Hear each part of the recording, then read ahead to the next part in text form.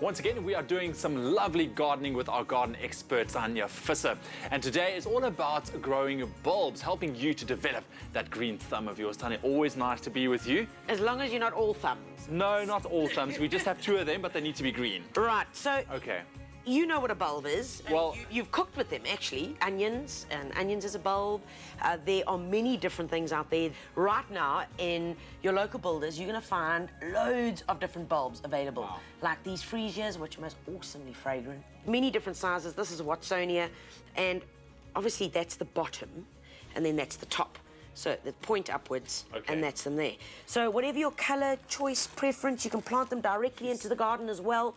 You can plant them into pots, and we're going to do them in pots. At the bottom of the container, we want to just put in a few handfuls of stones, and that's just going to help for drainage. Brilliant. And it's also going to stop your soil from falling through the hole. You can buy them at your local builders, and you can use any stone except for concrete. Don't use like a concrete brick that you've smashed up. Okay. So we've got some potting soil over there, which is a bark-based medium, nice and light. Yes. You can see it's nice and friable. Love it. That's the good stuff that plants need to grow in. Okay. We're going to pimp it. We're going to pimp our soil. Right, we're going to pimp the soil. We're going to pimp it with some bone meal. Okay. And it's really important. I always enjoy putting bone meal in there because bone meal encourages the root growth and gives a bit of nutritional. So grab 1 or 2 handfuls, whack it into there. Brilliant. Now, if you are planting in the garden, if you're planting your bulbs into the garden, the way you would then do it is you wouldn't be using potting soil, you'd be using some compost, but you'd still add the bone meal. Okay. If you've got dogs, you're not going to use bone meal, because bone meal literally is crushed bones. So, And your little furry friends are going to go to your hard labour in the garden where you've planted your bulbs, and they are going to go looking for the bones. because they can smell it, obviously. Smell it, and rather use superphosphate. Superphosphate does exactly the same thing as bone meal, except it's a chemical product that basically does exactly the same. The whole thing, I guess. That's it. We're going to take it just to below the level of the pot. That's it. Beautiful stuff. So we're going to take a selection here today because I want to do kind of mixed arrangement of them. So I want to use some Watsonias in the center because they're going to get taller.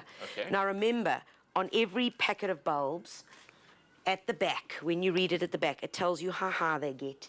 It tells you how wide you should plant them apart. Everything is on here. So if all else fails, read the instructions. Read the instructions. We'll use some of these little guys, Ixias. This is an indigenous bulb, very, very cute. So Ixia. you open up those little babies.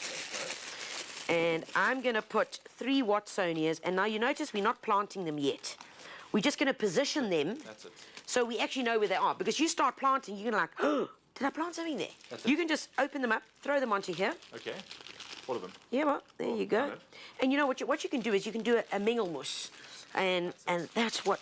So I'm going to throw in a few tritonias into this as well. And you just sprinkle them around.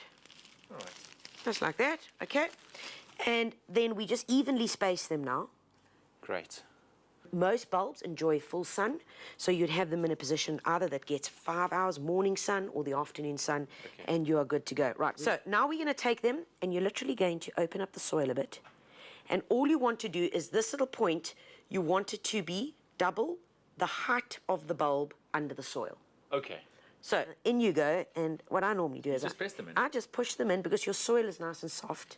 These little guys obviously don't go in that far.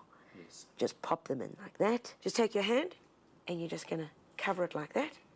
Now, they're going to start coming up and start pushing through the soil in about 2 weeks' time. Water it once a week. We're going to take some of these guys.